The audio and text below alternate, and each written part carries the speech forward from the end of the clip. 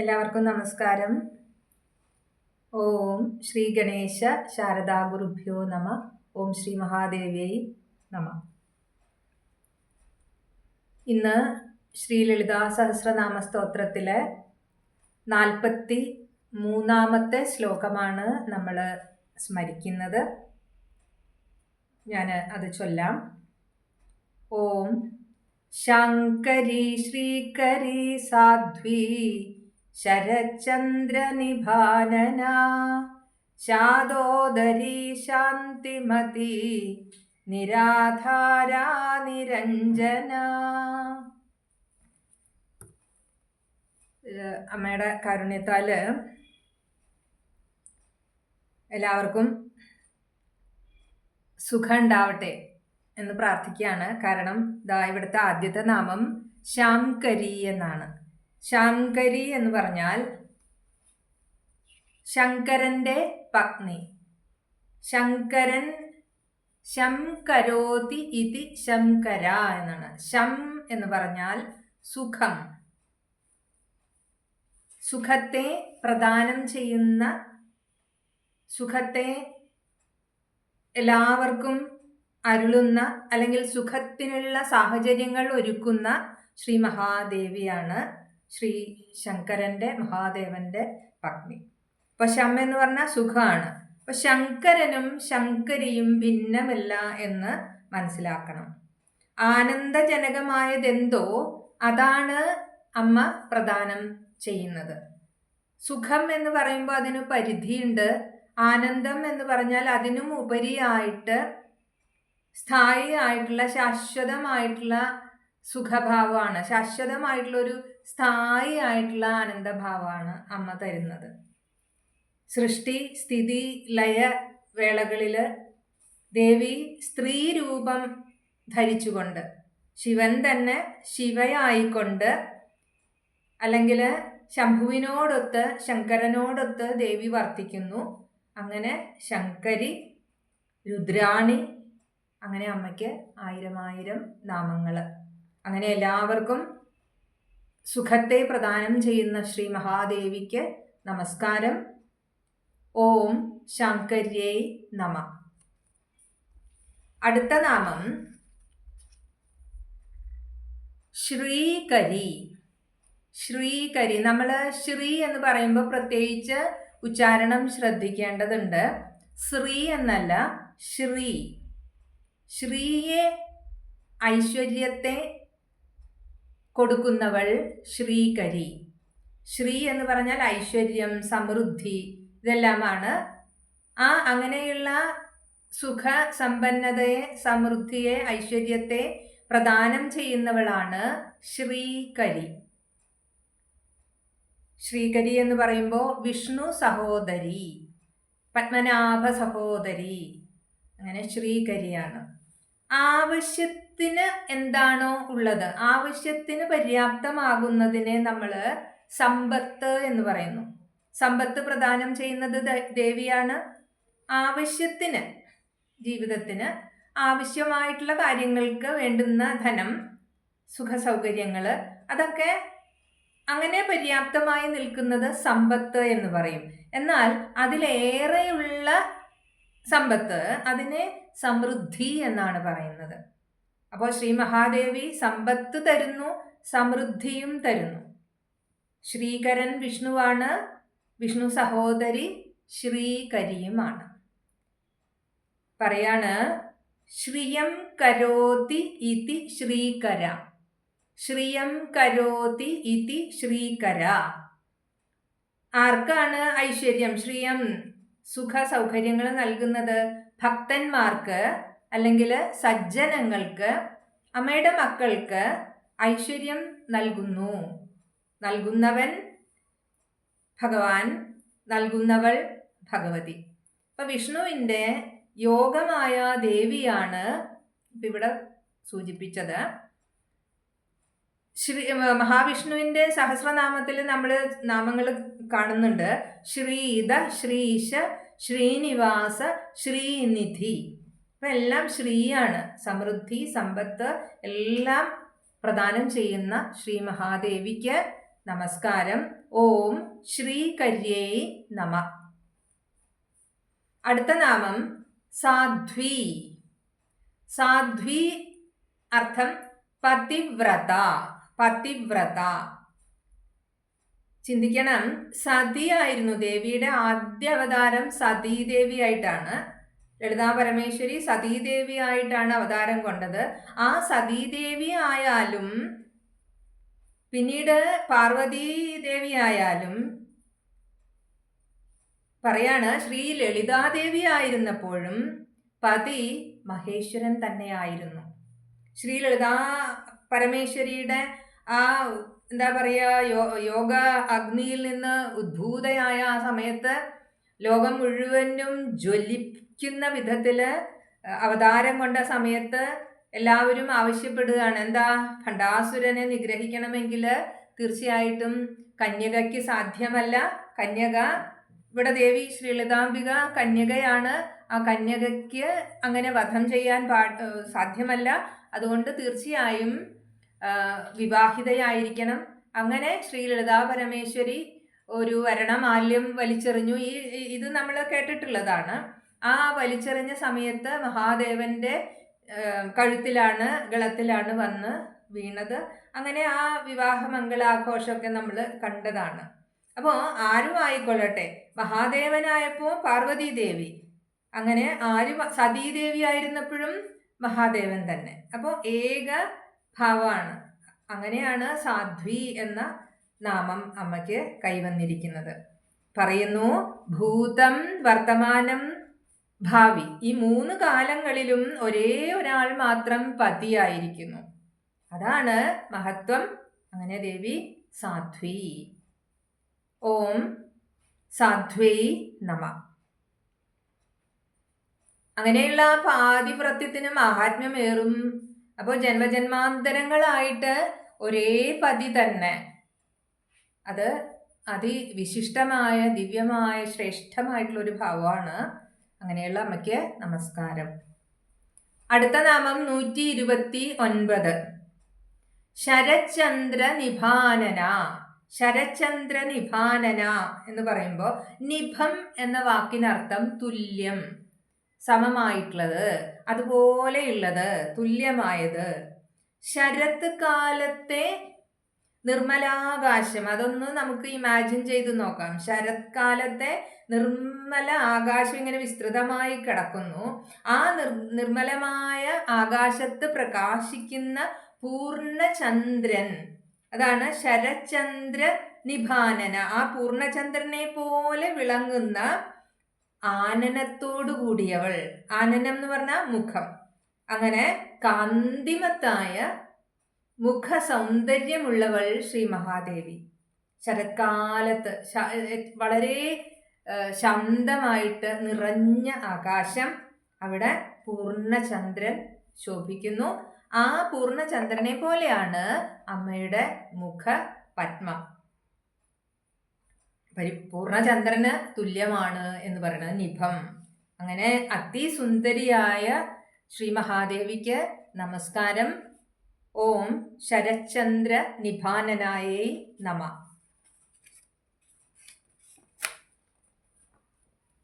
അടുത്ത നാമം ശാതോദരി. ശാതോദരി, ശാതമായ, ശാതം എന്ന് പറഞ്ഞാൽ കൃശമായ ഉദരമുള്ളവൾ ശാതോദരി. അത് ഹിമവാന്റെ പുത്രിയാണ്. പാർവതി മാതായെ സൂചിപ്പിക്കുന്നു, ഹിമവാന്റെ പുത്രിയായിട്ട്. കാരണം ഹിമവാനിൽ വളരെ അധികം ഗുഹകൾ ഉണ്ട്. അതുകൊണ്ട് പറയാണ് ശാതോദരം എന്ന്. ശാതോദരന്റെ പുത്രി പാർവതി ദേവി ശാതോദരി. ഈ സൂചനകളെല്ലാം അമ്മയുടെ ആ കൃശമായ മെലിഞ്ഞ ശരീരത്തിന്റെ സൗന്ദര്യ സൂചകങ്ങളാണ് എല്ലാം.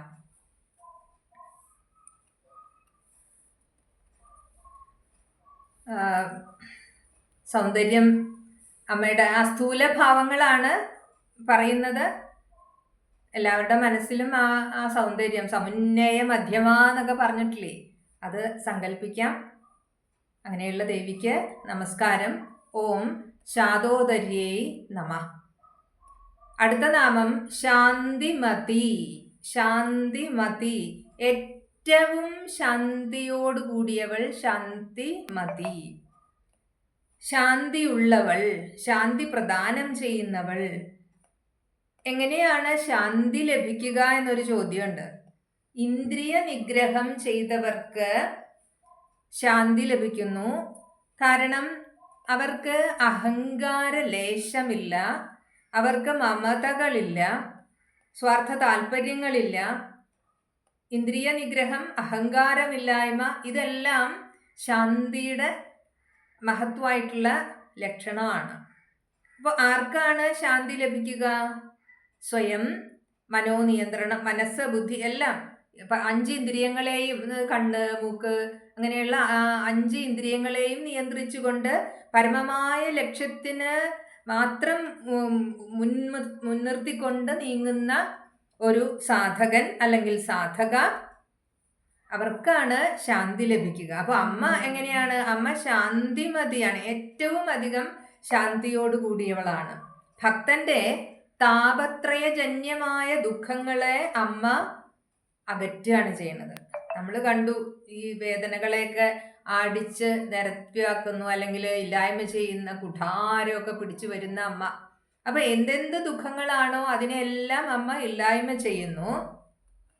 ഇവിടെ താപത്രയജന്യമായ ദുഃഖം എന്ന് പറയുമ്പോൾ ആധി ദൈവികം, ആധി ഭൗതികം, ആധ്യാത്മികം, ഇതാണ് 3 തരത്തിലുള്ള ദുഃഖങ്ങള് മനുഷ്യന് പറഞ്ഞിട്ടുള്ളത്.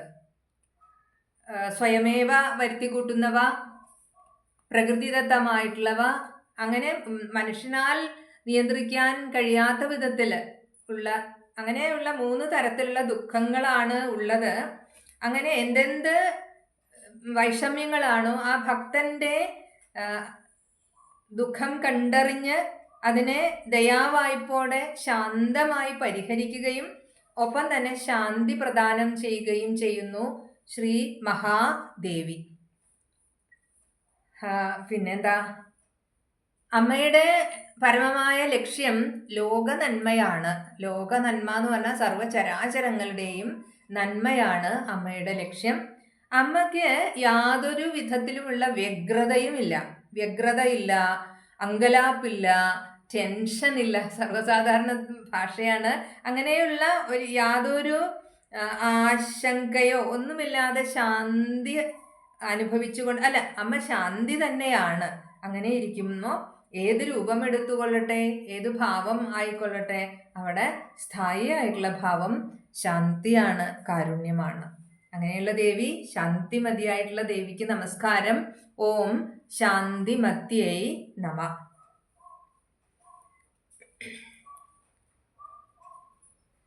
അടുത്ത നാമം നിരാധാര. നിരാധാര എന്ന് പറയുമ്പോൾ നിർ എന്ന് പറഞ്ഞാൽ ഇല്ല എന്നാണ്. അപ്പോൾ നിരാധാര, യാതൊരു ആധാരവും ഇല്ലാത്തവൾ. യാതൊരു ആധാരവും ഇല്ല എന്ന് പറയാൻ എല്ലാറ്റിനും ആധാരം അമ്മയാണ്, അതാണ് വാസ്തവം. അപ്പോൾ അമ്മയ്ക്ക് ആധാരമായിട്ട് മറ്റൊന്നും ഇല്ല. പറയുന്നു എന്താ? ഞാൻ തന്നെ സർവവും എന്ന ഭാവമാണ് എന്നാണ് വാസ്തവം. പറയുമല്ലോ, അമ്മ ഉണ്ടായതല്ല, അമ്മ ഉള്ളതാണ്. അമ്മ ഉണ്ടായതല്ല, അമ്മ ഉള്ളതാണ്. അപ്പോൾ അമ്മയ്ക്ക് പ്രത്യേകമായിട്ടൊരു ആധാരമോ ഒരു ഉപാധികളോ ഒന്നുമില്ല. അങ്ങനെ ഇരിക്കുന്നു. താൻ തന്നെ സർവം, പ്രപഞ്ചത്തിനും ആധാരം എന്ന് മനസ്സിലാക്കാം. അമ്മയാണ് എല്ലാം. അങ്ങനെ ഇരിക്കുമ്പോൾ ആ ദേവിയെ നിരാധാര എന്ന് പറയുകയാണ്. സർവ ചരാചരങ്ങൾക്കും അമ്മയാണ് ആധാരം, സർവ പ്രപഞ്ചത്തിനും അമ്മയാണ് ആധാരം. അങ്ങനെയുള്ള ആ ആധാരമൂർത്തിയായിട്ടുള്ള ദേവിക്ക് വേറൊരു ആധാരമോ വേറൊരു സപ്പോർട്ടോ ഇല്ല. എല്ലാം അമ്മ മാത്രം. നമ്മൾ കാണാറുണ്ട്, ഞാൻ താൻ നൂനം സനാതനം, എല്ലാം ഞാനാണ് അമ്മ പറയാണ്. ഇനി ഇവിടെ 2 കാര്യം ചിന്തിക്കാനുണ്ട്. ദേവിയുടെ പൂജകൾ, അല്ലെങ്കിൽ ദേവനായാലും പൂജകൾ 2 വിധമാണ്. രണ്ട് വിധം എന്ന് പറയുമ്പോൾ ഒന്ന് ബാഹ്യപൂജ, പിന്നെ ആന്തരിക പൂജ. ഇതാണ് രണ്ട് തരം പൂജ പറയുന്നത്. ബാഹ്യപൂജ, പിന്നെ വൈദികം, താന്ത്രികം. ബാഹ്യപൂജയിൽ തന്നെ വൈദികം, താന്ത്രികം എന്നിങ്ങനെ രണ്ടായിട്ട് തിരിച്ചിട്ടുണ്ട്. ഇനി എന്താണ് ആന്തരപൂജ? അതില് സാധാരം, നിരാധാരം എന്ന് രണ്ട് വിഭാഗമുണ്ട്. സാധാരം, സ എന്ന് പറഞ്ഞാൽ കൂടിയത്. അപ്പോൾ ആധാരത്തോട് കൂടിയതാണ് സാധാരം. യാതൊരുവിധ ഉപാധികളോ ആധാരമോ ഇല്ലാതെ, അതിനെയൊന്നും ആശ്രയിക്കാതെയുള്ള പൂജാവിധിയാണ് നിരാധാര പൂജ. പറയുന്നു ആചാര്യന്മാര് ആധാര. അപ്പോൾ സാധാര പൂജയില് ചക്രം, രൂപങ്ങള് എന്ന് വെച്ചാൽ വിഗ്രഹങ്ങള് എന്നിവ ഭാവന ചെയ്തുകൊണ്ട് പൂജകൾ അർപ്പിക്കുന്നു. നിരാധാര പൂജയില് രൂപസങ്കല്പങ്ങളേ ഇല്ല. നിരാധാര പൂജയില് ഇമേജസ് ഇല്ല, അങ്ങനെ ഒരു രൂപസങ്കല്പങ്ങളേ ഇല്ല, നാമത്തിന് പ്രാധാന്യമില്ല. ജ്ഞാനത്തിൽ മാത്രം നിറഞ്ഞു നിൽക്കുന്ന, അല്ലെങ്കിൽ ജ്ഞാനത്തെ അടിസ്ഥാനപ്പെടുത്തിയിട്ടുള്ള പൂജകളാണ് നിരാധാര പൂജ. ഇവിടെ മനസ്സിന്റെ ലയം സംഭവിക്കുന്നു എന്ന് പറയുന്നു. ധ്യാനം, അത് നിരാധാര പൂജയാണ്. അവിടെ വിളക്ക് വേണ്ട, പൂക്കൾ വേണ്ട, സുഗന്ധദ്രവ്യങ്ങൾ വേണ്ട, വിഗ്രഹങ്ങളൊന്നും വേണ്ട. അമ്മയെ മനസ്സിൽ നിറച്ച് ധ്യാനിക്കുക, അതാണ് നിരാധാര പൂജ. സാധാരത്തില് നൈവേദ്യങ്ങൾ കൊടുക്കണം, അലങ്കാരങ്ങൾ വേണം, നീരാഞ്ജനം അങ്ങനെയുള്ള കാര്യങ്ങളൊക്കെ ചെയ്യണം, ചടങ്ങുകൾ വേണം. യാതൊരു വിധത്തിലുള്ള ചടങ്ങുകളുടെയും ആവശ്യമില്ല നിരാധാര പൂജയിൽ. ഇനി ഒന്നുകൂടി പറയുകയാണെങ്കിൽ, സാധാരം എന്ന് പറഞ്ഞാൽ സഗുണമാണ്, ഗുണങ്ങൾക്ക് അടിസ്ഥാനപ്പെടുത്തിയിട്ടാണ്. നിരാധാരം എന്ന് പറയുമ്പോൾ നിർഗുണമാണ്. ഗുണങ്ങൾ എന്ന് പറയുമ്പോൾ എന്താണ്? സാത്വിക ഗുണം, രാജസ ഗുണം, താമസ ഗുണം. ഈ 3 ഗുണങ്ങളൊന്നും അമ്മയെ ബാധിക്കുന്നില്ല. അപ്പോൾ അമ്മ നിരാധാരയാണ്, നിർഗുണയാണ്. അമ്മ പരാശക്തിയാണ്, ആത്മസ്വരൂപിണിയാണ്. അങ്ങനെ സ്വാത്മാനുഭൂതിയിലൂടെ അമ്മയെ അറിയാൻ ശ്രമിക്കുന്നു ജ്ഞാനമാർഗികള്. അപ്പോൾ അവർക്ക് അമ്മ നിരാധാര. അപ്പോൾ അതല്ല, വിഗ്രഹാരാധകരും പടിപടിയായി മനസ്സിലാക്കേണ്ടത് ഇതാണ്, അമ്മ നിരാധാരയാണ്. പിന്നെ ആധാരമില്ലാത്തവർക്ക് സർവ ആധാരവും നൽകുന്നതും ശ്രീ മഹാദേവി തന്നെയാണ്. അങ്ങനെയുള്ള അമ്മയ്ക്ക് നമസ്കാരം. അമ്മ മോക്ഷം വരെ നൽകുകയാണ് അങ്ങനെയുള്ള ദേവി. എന്താ? ഓം നിരാധാരായേ നമഃ. അടുത്ത നാമം നിരഞ്ജന. നിരഞ്ജന, അഞ്ജനം എന്ന് പറഞ്ഞാല് കന്മഷം, അജ്ഞാനം എന്നാണ് അർത്ഥം. കളങ്കം, മാലിന്യം, അതാണ് അഞ്ജന. അപ്പോൾ നിർ എന്ന് പറയുമ്പോൾ ഇല്ല. അമ്മയെ സംബന്ധിച്ച് യാതൊരു വിധത്തിലുള്ള കളങ്കമില്ല, മാലിന്യമില്ല, അജ്ഞാനമില്ല. അമ്മ ജ്ഞാനമൂർത്തിയാണ്. ഇങ്ങനെ ഇവയൊന്നുമില്ലാത്തവളാണ് നിരഞ്ജന. അവിദ്യാസംബന്ധമായി യാതൊന്നും തന്നെ ഇല്ല. അമ്മ ഒന്നിലും ഒട്ടിപ്പിടിക്കുന്നില്ല. കാരണം 3 ഗുണങ്ങളും അമ്മയ്ക്കില്ല. ഒന്നിനോടും പ്രത്യേക താല്പര്യമില്ല. നിസ്സംഗയായി നിസ്സംഗയാണ് അമ്മ. മമതയില്ല. നിരഞ്ജനയാണ്. എങ്ങനെയാണ്? നിരഞ്ജനയായ ദേവി ഭക്തരിലെ മാലിന്യങ്ങളെ ഇല്ലായ്മ ചെയ്യും. അമ്മയ്ക്ക് അഞ്ജനമൊന്നുമില്ല, അമ്മയ്ക്ക് മാലിന്യങ്ങളില്ല. അമ്മ നിത്യ ശുദ്ധയാണ്. അങ്ങനെയുള്ള ദേവി ഭക്തന്റെ മാലിന്യങ്ങളെ, ദുഃഖങ്ങളെ, അജ്ഞാനത്തെ, അവിവേകത്തെ എല്ലാം മാറ്റിക്കളയുന്നു. ഇപ്പോ ഭക്തര് ഇവിടെ പറയുന്നു, ആചാര്യന്മാർ പറയുന്നുണ്ട്, ഭക്തര് സാധാരണ 3 തരത്തിലായിട്ട് വിഭജിച്ചിട്ടുണ്ട്. 3 തരത്തിലുള്ള ഭക്തന്മാര്. അത് നമ്മൾ പ്രത്യേകം ഒന്ന് ശ്രദ്ധിക്കുന്നത് നല്ലതാണ്. ആദ്യം പറയുന്ന ഭക്തര് ഈശ്വരനും ഞാനും ഒന്ന് തന്നെ, അതാണ് വാസ്തവം. പക്ഷെ ആ ബോധമില്ലാത്തവര്, ഈശ്വരനും താനും ഒന്നു തന്നെ എന്ന ബോധമില്ലാത്തവര്, അപ്പൊ അവരെന്താണ്, എല്ലാം ഞാനാണ് ചെയ്യുന്നത്, ഞാൻ എന്ന ബോധത്തിൽ ജീവിക്കുന്നവരാണ് ഈ തരത്തിലുള്ള ഭക്തര്. ഈശ്വരനും ഞാനും ഒന്നാണ് എന്ന് വിചാരിച്ച പിന്നെ നമ്മൾ വേറിട്ട് നിന്ന് ചിന്തിക്കുകയും വേണ്ട, പ്രവർത്തിക്കുകയും വേണ്ട. അപ്പൊ ഇവിടെ അങ്ങനെ ദ്വൈതഭാവത്തിൽ എന്ന് വെച്ചാൽ ഞാൻ എന്നുള്ള ഭാവത്തിൽ കർമ്മം ചെയ്യുന്നവര്, ഭേദഭാവന പുലർത്തുന്നവര്, ഇവരാണ് ഒരു വിഭാഗം ഭക്തര്. എന്താണ്, ഇവര് മായയുടെ വലയത്തിൽപ്പെട്ട് കഴിയാണ്, മായയ്ക്ക് അധീനരാണ് അവര്. അതുകൊണ്ട് ഇവർക്കുള്ള അഞ്ജനം അല്ലെങ്കിൽ ഇവർക്കുള്ള മാലിന്യം എന്താണ്, മായിക മാലിന്യം എന്നാ പറയണത്. മായിക മലം ബാധിച്ചവരാണ് ഇത്തരത്തിലുള്ളവർക്ക് എല്ലാം വേറെയാണ്. അടുത്ത വിഭാഗത്തിലുള്ള ഭക്തര് കർമ്മമാർഗത്തിലും ജ്ഞാനമാർഗത്തിലും ഒരുപോലെ വർത്തിക്കുകയാണ്. കർമ്മമാർഗവും അനുഷ്ഠിക്കും, ഒപ്പം തന്നെ ജ്ഞാനമാർഗവും ജ്ഞാനമാർഗവും ആശ്രയിക്കുന്നുണ്ട്. അല്ലെങ്കിൽ ആ തരത്തില് രണ്ടിലും ഒരുപോലെ വ്യാപരിക്കുന്നവരാണ് രണ്ടാമത്തെ വിഭാഗം. പുതിയ കർമ്മങ്ങൾ ചെയ്യണം, ഒരുപാട് കർമ്മങ്ങൾ ചെയ്യാൻ വേണ്ടി ദേവി ഇവരെ കൊണ്ട് പുതിയ ജന്മങ്ങൾ എടുപ്പിക്കും. കാരണം കർമ്മം ചെയ്യും, പിന്നെയും അതിൻ്റെ ഫലം വരും, അതിനനുസരിച്ച് പ്രവർത്തിക്കും, പിന്നെയും അങ്ങനെ കടങ്ങൾ ഇങ്ങനെ വന്നുകൊണ്ടേയിരിക്കുക. അപ്പൊ അമ്മ ഇവരെ കൊണ്ട് പുതിയ ജന്മങ്ങൾ എടുപ്പിച്ചുകൊണ്ട് എന്താ പറയുക, ദേവി അവരുടെ പ്രാരബ്ധ കർമ്മങ്ങളെ ഇല്ലായ്മ ചെയ്യും, തീർക്കുന്നുണ്ട്. അപ്പൊ ഇവർക്കുള്ള മലത്തിന്റെ പേര് കാർമിക മലം എന്ന് പറഞ്ഞാൽ മാലിന്യം. അപ്പൊ ഈ വിഭാഗത്തിലുള്ള ഭക്തര് കാർമിക മലം ബാധിച്ചവരാണ്. പ്രവർത്തിച്ചുകൊണ്ടേയിരിക്കും, രാജസത്തില് പ്രവർത്തിച്ചുകൊണ്ടേയിരിക്കും. അത് അമ്മയുടെ ഒരു തന്ത്രമാണ്. കാരണം ഇവര് ശുദ്ധരായിട്ടില്ല, ഇവർക്ക് ഇനിയും ഒരുപാട് ചെയ്യാനുണ്ട് എന്നുള്ളത് അമ്മയ്ക്കറിയാം. അപ്പൊ ഒരുപാട് ജന്മങ്ങൾ എടുപ്പിച്ചുകൊണ്ട് അവരെ അവസാനം സംശുദ്ധരാക്കി കർമ്മ മാലിന്യമൊക്കെ മാറ്റി അവർക്ക് മോക്ഷം നൽകുന്നു. മൂന്നാമത്തെ വിധത്തിലുള്ള ഭക്തര്, അവർക്ക് ഭേദബുദ്ധി ഇല്ലാത്തവരാണ് മൂന്നാമത്തെ തരത്തിലുള്ളത്.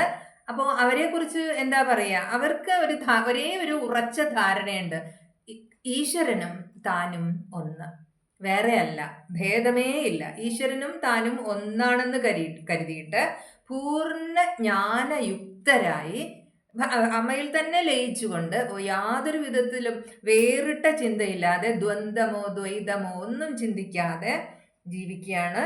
അവർ ജീവിക്കുന്നു എന്ന് പറയണ്ട, അവർ അമ്മയിൽ ഇങ്ങനെ ലയിച്ചിരിക്കുകയാണ്. അങ്ങനെ അവരെ കുറിച്ച് പറയുമ്പോൾ ശുദ്ധ ഭക്തര് അങ്ങനെയാണ്, ശുദ്ധ ഭക്തരാണ്. മോഹങ്ങളില്ല, മോഹഭംഗങ്ങളില്ല, കാമനകളില്ല, എല്ലാം അമ്മ. അവരായിട്ടൊന്നും അനുഭവിക്കുന്നില്ല, അവരായിട്ടൊന്നും മോഹിക്കുന്നുമില്ല. സുഖമായാലും ദുഃഖമായാലും ദ്വന്ദ്ങ്ങൾക്ക് അവര് വില കൽപ്പിക്കുന്നില്ല.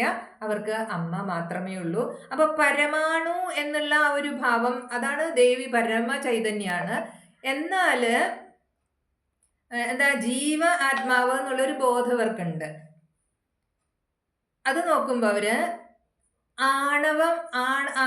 ആ അണുഭാവത്തിലുള്ള ചിന്തയുള്ളത് കൊണ്ട് ആണവമലം ഇവർക്കുണ്ട് എന്ന് പറയണം. തീർച്ചയായിട്ടും അമ്മ എല്ലാ ഭക്തരെയും സംരക്ഷിക്കുന്നു, പരിപൂർണരാക്കുന്നു, മോചിപ്പിക്കുന്നു. അപ്പൊ ഇവരെ മുക്തരായവരെ നിഷ്പ്രയാസം മോചിപ്പിക്കുകയാണ് ചെയ്യുന്നത്. ആണവമലം ഉള്ളവര്, അവർക്ക് ഒരേ ഒരു ചിന്തയേ ഉള്ളൂ, മോക്ഷം.